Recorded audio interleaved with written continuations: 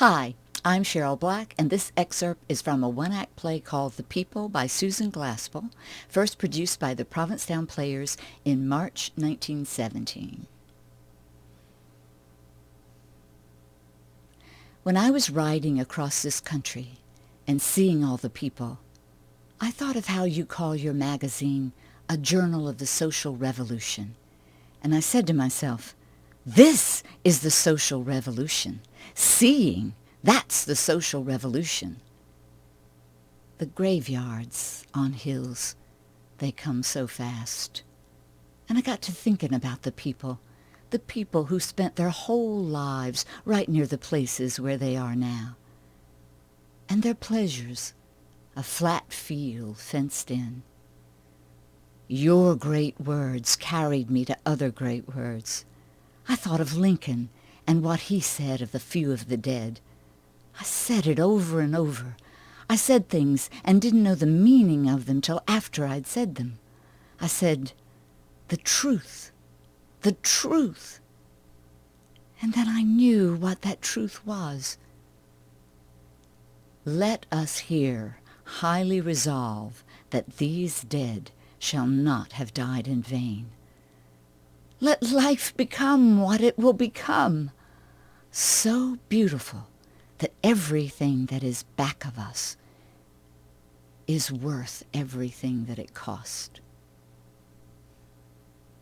The character speaking is simply named the woman from Idaho, and she's speaking to Ed Wills, the editor of a magazine called The People, subtitled A Journal of the Social Revolution.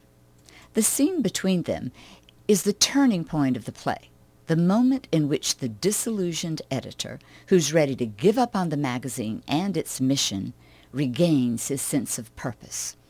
The fact that Susan Glaspell herself first performed the role, and that Ed Wills was performed by her husband, Provincetown founder Jig Cook, made the moment even more resonant and meta-theatrical. The journal of the play was patterned on an actual journal published in Greenwich Village at the time called The Masses. The Village was America's radical Bohemia, and The Masses was its most distinctive mouthpiece, known as the conscience of the era. It was dedicated to the interest of the working classes. It was anti-capitalist, anti-war, anti-dogma, and pro-fun, truth, beauty, realism, freedom, peace, feminism, revolution. Meanwhile, the Provincetown Players, whose charter membership was comprised almost entirely of the editors and contributors of The Masses, had launched their non-commercial theatrical crusade in Greenwich Village in September 1916. The same people who wrote the editorial policy of The Masses wrote the Constitution and bylaws of the Players. The two groups shared the mission to revolutionize art and society. They both eschewed prophets and critics and were dependent upon subscribers. They both operated cooperatively, voting on content to be published or staged. And in 1917, they were both in trouble.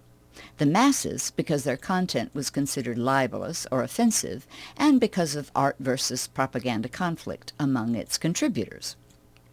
Glaspell's play dramatizes all this in her depiction of what is assumed to be the last day in the life of the magazine, when the weary editor Wills returns from an unsuccessful fundraising trip and his colleagues all gang up on him with their conflicting ideas about what went wrong. The artist wanted more pictures, the writers demanded more poetry, the light touch thought they were too serious, the earnest approach thought they were too frivolous, and the anarchists thought they were all bourgeois pigs. When one of the editors reminds Ed of his revolutionary vision, he declares that the social revolution is dead, and says, it's easy enough to have a beautiful feeling about the human race when none of it is around. The trouble about doing anything for your fellow man is that you have to do it with so many of them.